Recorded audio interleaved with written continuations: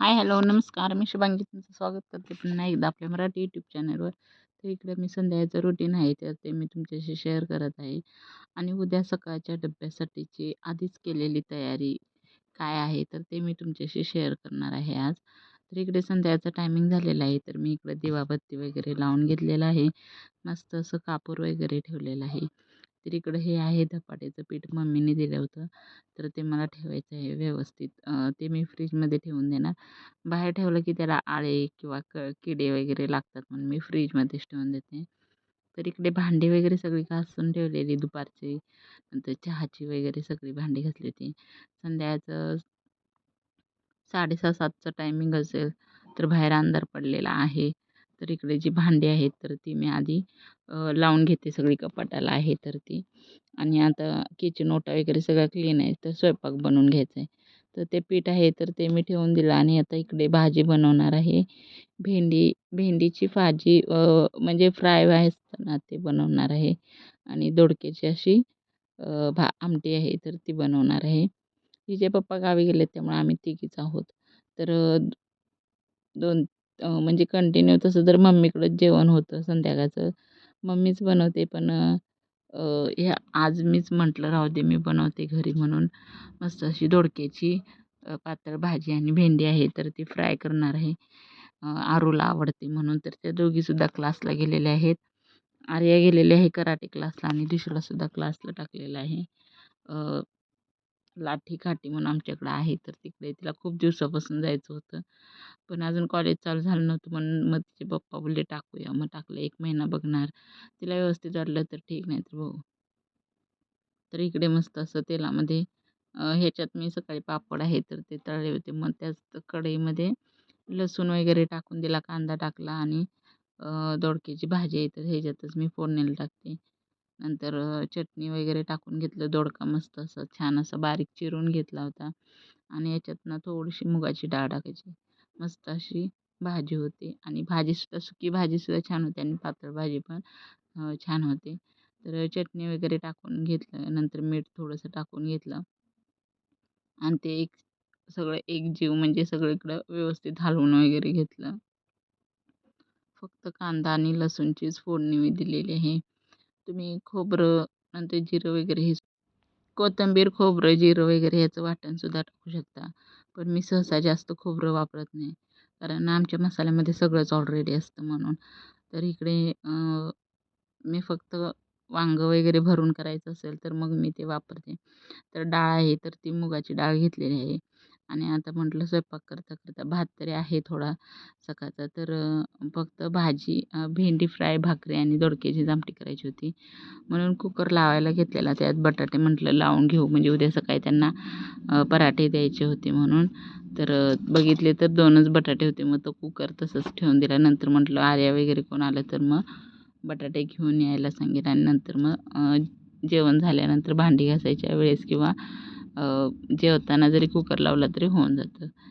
तर इकडे दोडका आहे तर त्याच्यात मी शेंगदाण्याचं कूट वगैरे टाकून घेतलं. तर आता इकडे भेंडी आहे तर ती मी भरून घेते. आधी भेंडी स्वच्छ धुवून वगैरे नंतर मधून चीर पाडून त्याला घेतले. आता इकडे चटणी, मीठ, शेंगदाण्याचं कूट नंतर थोडी हळद वगैरे आहे तर ती टाकून घेतलं आणि तेच त्या भेंडीमध्ये भरून घेणार आहे आणि भाकरी झाली की त्याच तव्यात मस्त अशा फ्राय करणार आहे भेंडी फ्राय.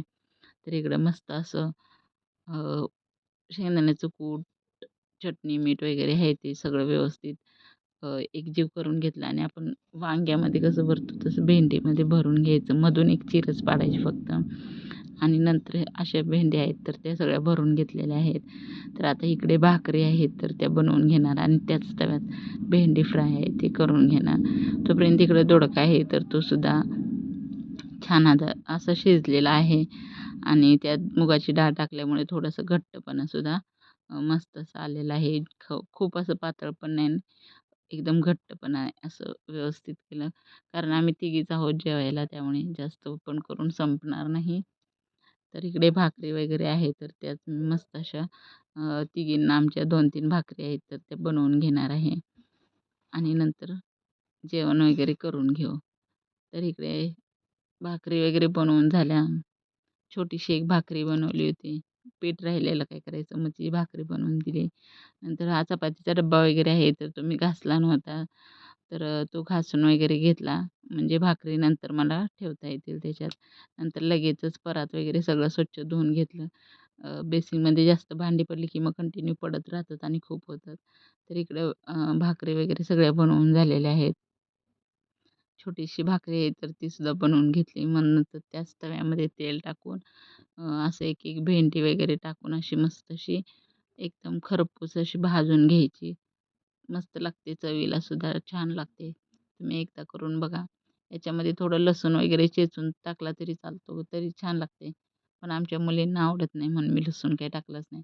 फक्त शेंगदाण्याचं कूट, मीठ आणि हळद आणि चटणी टाकलेलं. तर इकडं ही भाजी आहे तर ती सुद्धा झालेली आहे. भाकरीसुद्धा बनवून झालेल्या आहेत आणि इकडं मस्त अशी भेंडी आहे, तर ती सुद्धा फ्राय करून झालेली आहे. अशी सुद्धा भेंडी खायला खूप छान लागते, टेस्टी लागते. तर अशी एकदम फ्राय होईपर्यंत भाजून घ्यायची. तर आता इकडं आमचं जेवण वगैरे झालेलं आहे. तर जे काही शिल्लक जेवण आहे तर ते मी काढून घेते. नंतर थोडंसं दूध होतं पातेल्यात घेतलेलं आता जेवताना खाण्यासाठी, तर ते राहिले तर ते गरम थोडंसं नॉर्मल करते.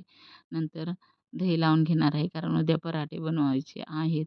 तर मुलींना दही आणि पराठे खायचे होते म्हणून. नंतर उद्याची सकाळी उठलं की गडबड नको म्हणून मी आत्ताच तयारी करून ठेवते.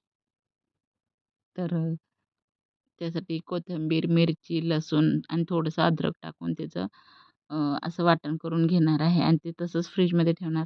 उद्या सकाळी उठले की मग त्या बटाट्याची भाजीत वगैरे टाकून मस्त असं त्याचा पराठ्याचा जो फिलिंग आहे ते बनवून घेणार आहे. नंतर भांडी वगैरे सगळं स्वच्छ केलं, किचन सगळं आवरलं, बटाटे पण झालेले आहेत शिजून. सकाळी उठलं की साल वगैरे काढून लगेचच मग पराठे बनवायला घेतले तर होऊन जातं पीठ मळून. पीठ वगैरे मी आधी मळून ठेवत नाही. रोजच्या रोज पीठ आहे ते मळून घेते. तर इथं किचन ओटा वगैरे सगळा क्लीन केला, सगळं स्वच्छ केलं मस्त असं शेगडी वगैरे. तर आजचा व्हिडिओ इथेच एंड करते. कसा वाटला नक्की कमेंट करून सांगा.